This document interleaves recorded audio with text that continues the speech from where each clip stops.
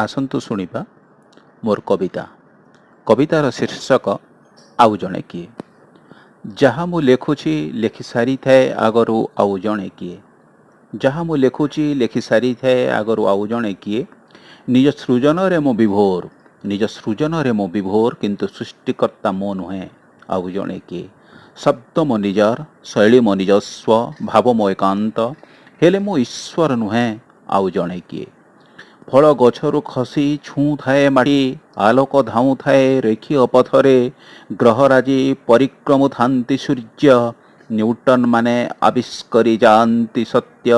अवश्य से तत्व मूलरे थाए आउ जणे किए। अवश्य से तत्वर मूलरे थाए आउ जणे किए।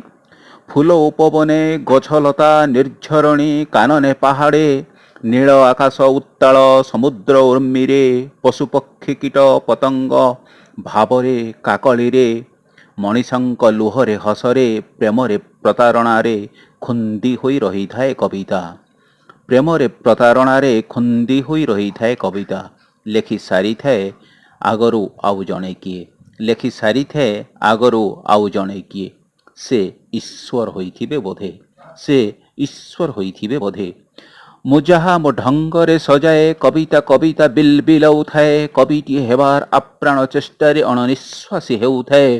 कस्मिन काले मु कविटीए नुहे आउ जणे किए।